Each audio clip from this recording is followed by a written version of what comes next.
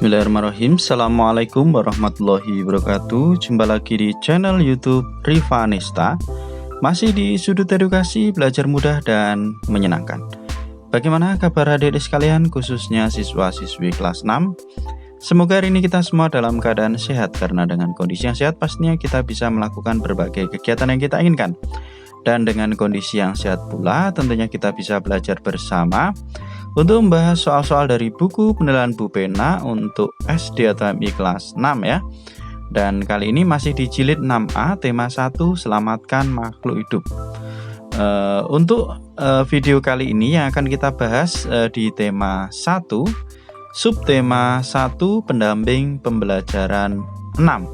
Jadi yang masih ketinggalan bahasan sebelumnya bisa dilihat di playlist Bu Pena kelas 6.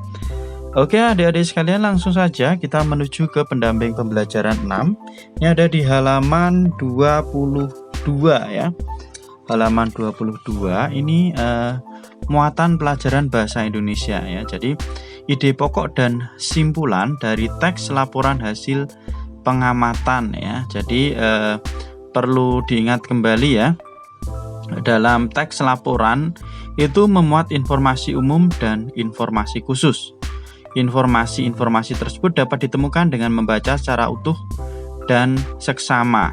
Dalam sebuah teks laporan juga terdapat ide pokok dan juga simpulan ya. Jadi kita tugasnya adalah menemukan ya, atau menentukan ide pokok dan juga simpulan dari teks laporan hasil pengamatan. Mungkin perlu diingat kembali ya adik-adik sekalian, apa yang dimaksud dengan ide pokok dan juga simpulan ya pada laporan hasil pengamatan. Kita lihat materi kemarin.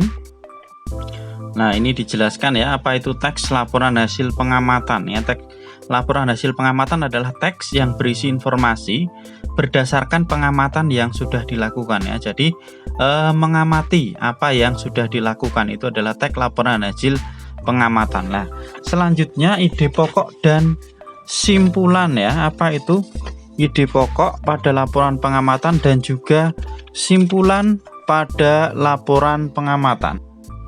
Nah, di sini ya adik-adik sekalian, jadi setiap laporan itu pasti memiliki ide pokok. Nah, ide pokok dalam teks laporan tadi bisa lebih dari satu. Akan tetapi ide pokok tersebut disajikan dalam bentuk dalam beberapa paragraf ya. Ide pokoknya disajikan dalam beberapa paragraf. Nah, ini ya ide pokok dalam satu paragraf dapat ditemukan dengan langkah-langkah ini 1 sampai 3. Nah, ini ya, mungkin kalau adik-adik masih lupa bagaimana cara menentukan ide pokok dan bagaimana cara menentukan simpulan. Nah, coba kita lihat untuk simpulan. Nah, ini ya adik-adik sekalian. Jadi selain ide pokok, dalam teks laporan juga terdapat simpulan ya. Jadi simpulan adalah ikhtisar akhir dari suatu teks. Jadi ikhtisar akhir dari suatu teks itu simpulan. Nah, langkah-langkahnya seperti ini ya. Kalau tadi langkah-langkah untuk menentukan ide pokok, ini langkah-langkah untuk menentukan simpulan. Oke, kita kembali lagi ke yang kita bahas kali ini ya. Setelah kita tahu apa itu simpulan dan ide pokok, di sini ada keterampilan kinerja praktek. Adik-adik sekalian diminta untuk membuat kelompok. Kemudian setelah itu diminta untuk mencari sebuah teks laporan di buku, majalah atau koran ya, tentang tanaman buah-buahan dan cara budidayanya. Silahkan adik-adik bisa dicari secara mandiri ya adik-adik sekalian. Nanti kalau sudah ketemu lah, ini kita diminta untuk menemukan atau menuliskan informasi pentingnya itu apa. Kemudian ide pokok pada setiap paragraf itu apa. Kita diminta membuat dalam bentuk diagram ya. Kemudian menuliskan simpulan isi teksnya. Itu adik-adik sekalian ya. Mungkin di materi sebelumnya atau di soal-soal sebelumnya sudah kita bahas. Jadi silakan adik-adik bisa mencarinya secara mandiri. Kita lanjutkan untuk muatan PPKN ya, KD 3.1. Ini penerapan sila ketiga Pancasila dalam kehidupan sehari-hari ya. Sila ketiga Pancasila ya, kemarin bunyinya adalah Persatuan Indonesia ya. Ini sudah kita bahas. Nah, kemudian di sini sedikit saya tekankan ya. Jadi manfaat yang diperoleh atau ada banyak manfaat yang diperoleh dari kerjasama. Lah, ini kerjasama adalah salah satu perwujudan dari sila ketiga ya. Jadi ini ada beberapa manfaat melakukan kerjasama. Yang pertama, pekerjaan akan terasa lebih ringan karena dilakukan bersama-sama. Pekerjaan akan lebih cepat selesai, memupuk rasa persatuan dan kesatuan, memperkuat semangat persatuan, semangat kebersamaan, dan yang terakhir menumbuhkan rasa peduli terhadap sesama ya. Silahkan mungkin kalau mau dibaca bisa di pause ya adik-adik sekalian materinya. Nah sekarang kita ke ayo berlatih ya. Nomor 1, tuliskan masing-masing 2 contoh kerjasama di rumah, sekolah, dan lingkungan masyarakat. Oke, di sini udah saya tuliskan ya adik-adik, masing-masing 2 contoh kerjasama ya di rumah, di sekolah maupun di masyarakat. Oke, ini contoh kerjasama di rumah. Yang pertama, membersihkan rumah bersama-sama, misalnya dengan ayah, ibu, dengan adik, dan juga kakak ya, misalnya pada hari Minggu. Kemudian yang kedua, memasak bersama ibu, ini misalnya ya. Itu contoh kerjasama di rumah. Kemudian di sekolah ya, melaksanakan piket kelas, kemudian mengerjakan tugas kelompok, ini contoh kerjasama di sekolah ya. Kemudian contoh kerjasama di masyarakat, di sini misalnya kerja bakti membersihkan lingkungan, dan yang kedua adalah ronda malam. Ronda malam biasanya ada piketnya juga ya, berapa orang itu juga dibutuhkan kerjasama. Oke, kita lanjut ke soal berikutnya, nomor 2. Bacalah cerita berikut lalu diskusikan pertanyaan yang diberikan bersama teman sebelahmu. Apa ini adik-adik ceritanya ya? Kita lihat. Oh, ini ceritanya. Jadi, menanam tanaman obat di kebun sekolah. Pada hari Jumat pagi, siswa di kelas Dedi berkebun bersama. Mereka akan menanam tanaman obat di kebun sekolah. Ibu guru membagi tugas dengan adil. Penjaga sekolah menyiapkan lahan dan mencangkul tanah. Ibu guru menyiapkan bibit tanaman obat dan mencampur tanah dengan pupuk. Dedi dan teman-temannya menanam bibit dan menyiram bibit. Mereka juga membersihkan rumput yang dapat mengganggu pertumbuhan tanaman obat. Dedi dan teman-teman sekelasnya bertugas merawat tanaman. Mereka menyiram tanaman setiap hari. Tanaman juga dipupuk dan dibersihkan dari gangguan gulma. Apa itu gulma? Gulma itu adalah tumbuhan pengganggu ya. Tanaman obat di kebun sekolah Dedi tumbuh dengan subur. Oke, pertanyaannya yang A.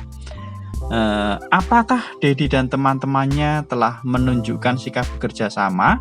Jika ya, apa manfaat kerjasama yang dilakukan Dedi dan teman-temannya? Oke, untuk soal nomor 2 yang A ya. Ini sudah saya tuliskan ya adik-adik, jawabannya tentulah iya ya tadi. Dengan kerjasama maka tanaman obat di kebun Dedi, di kebun sekolah Dedi tumbuh dengan subur.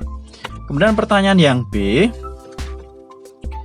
apa yang terjadi jika mereka tidak bekerja sama? Nah, ini ya, yang terjadi adalah tanaman obat akan tidak terawat ya, jadi akan mati karena tidak terawat tadi ya.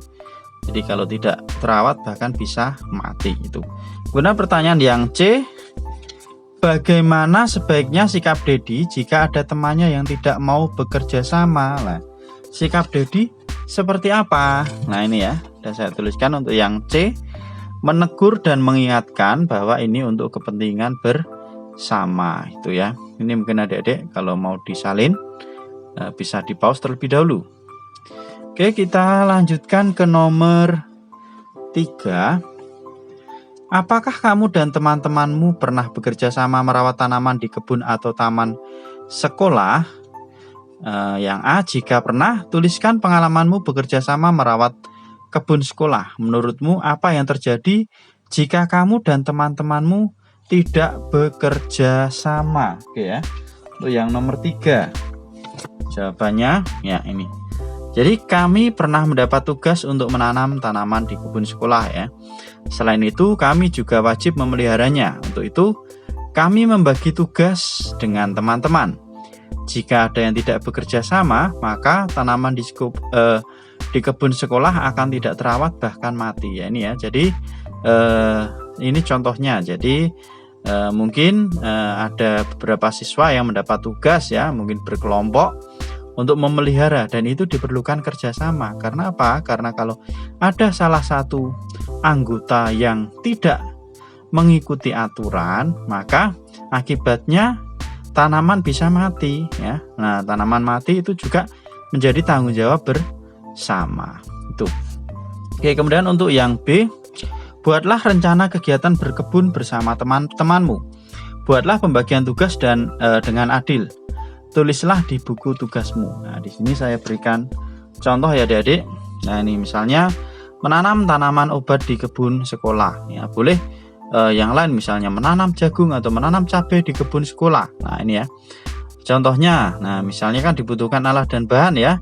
Ini yang ditanam ada jahe, kunyit, kencur, kemudian ada laos, ada serai. Kemudian selain itu tentunya butuh peralatan ya untuk menanam, ada cangkul, ada cetok, ada pupuk juga lah. Di sini karena dibagi secara adil, maka di sini kebetulan ada 4 siswa ya. Ini saya beri contoh misalnya Wati tugasnya membawa jahe, kunyit dan kencur. Kemudian Budi tugasnya membawa cangkul dan cetok. Iwan tugasnya membawa pupuk, dan Nani tugasnya menanam laos, membawa laos dan serai. Ini ya, misalnya gitu pembagian tugasnya adik-adik. Kemudian kegiatannya bagaimana? Kegiatan menanamnya dilakukan secara bersama-sama ya. Untuk perawatan dilakukan setiap hari secara bersama juga, kecuali hari Minggu atau libur. Semua anggota bertanggung jawab terhadap tanaman sampai panen ya adik-adik lah ini. Jadi ini termasuk salah satu tanggung jawab yang harus dilaksanakan secara bersama-sama. Kalau misalnya ini ya, misalnya saja Iwan tidak membawa pupuk, maka apa jadinya nanti? Tanaman akan terganggu pertumbuhannya. Nah, demikian juga misalnya Budi kok lupa tidak membawa cangkul sama cetok lah, terus menanamnya nanti pakai apa ya? Seperti itu ya adik-adik. Jadi kalau salah satu anggota ada yang lalai, maka akibatnya kegiatan juga akan terganggu. Oke, di sini untuk bahasa Indonesia ya tadi ya sudah kita bahas. Muatan PPKN ya udah kita bahas. Pendamping pembelajaran 6. Selanjutnya di sini ada soal hot ya. High order thinking skill. Nah, kita bahas sekalian di halaman 24 ya. Bacalah cerita berikut dengan seksama, setelah itu kerjakan soal-soalnya. Made bersama teman-temannya menanam benih cabai. Langkah pertama, benih cabai disemai selama beberapa hari sampai berkecambah. Selanjutnya kecambah ditanam di dalam pot berisi tanah humus. Setelah dilakukan perawatan selama beberapa minggu, tumbuhan cabai tumbuh dengan subur. Tumbuhannya tumbuh tinggi, berdaun hijau segar, dan beberapa bagian sudah memiliki kuncup bunga. Made dan teman-temannya selalu menyiramnya secara teratur. Nah, pertanyaannya, menurutmu apakah teks di atas termasuk teks laporan hasil pengamatan? Oke, jawabannya adalah ya adik-adik ya. Ya, termasuk teks laporan hasil pengamatan. Kemudian nomor 2, carilah informasi tentang alat perkembangbiakan generatif tanaman cabai. Gambarlah bunga tanaman tersebut dan tuliskan keterangan bagian-bagiannya. Oke, untuk yang nomor 2, alat perkembangbiakan generatif. Generatif itu berarti secara kawin ya adik-adik sekalian. Nah, jadi dibutuhkan putik dan benang sari. Jadi alat perkembangbiakan generatif tanaman cabai adalah putik dan benang sari lah. Kalau diminta gambarnya, ini gambarnya seperti ini adik-adik. Mungkin adik-adik bisa membuat gambar yang lebih bagus. Ini adalah gambar bunga dari tanaman cabai ya. Bunganya biasanya warnanya putih ya adik-adik sekalian. Nah, ini yang paling penting berarti adalah putik dan benang sari. Jadi putiknya itu biasanya ada di tengah ya, satu agak besar, kemudian benang sarinya ada pinggir-pinggirnya kecil-kecil ya. Itu benang sarinya. Ini ada kepala sarinya ya, ini tangkai sari. Ini saya tulis benang sari saja. Kemudian ini di bawah ini bakal buah, sedangkan yang ini adalah kelopaknya. Itu ya adik-adik untuk yang nomor 2. Selanjutnya nomor 3, tuliskan sikap Made dan teman-temannya yang menunjukkan bentuk pengamalan sila ketiga Pancasila. Nah, sila ketiga Pancasila adalah persatuan Indonesia, berarti contohnya itu kerjasama. Kerjasama gimana? Nah, ini Made dan teman-temannya bekerja sama merawat tanaman cabai dan melakukan penyiraman secara teratur. Tadi kita lihat di sini ya. Jadi Made dan teman-teman selalu menyiram secara teratur. Nah, ini adalah dibutuhkan kerjasama. Oke, ini kalau mungkin mau disalin bisa di pause terlebih dahulu. Oke adik-adik sekalian, untuk pendamping pembelajaran 6 dan juga soal hot sudah kita bahas ya. Jadi Untuk video berikutnya nanti akan kita bahas latihan soal subtema 1 ya, di tema 1. Terima kasih sudah meluangkan waktu untuk belajar bersama. Mohon maaf apabila ada kekurangan.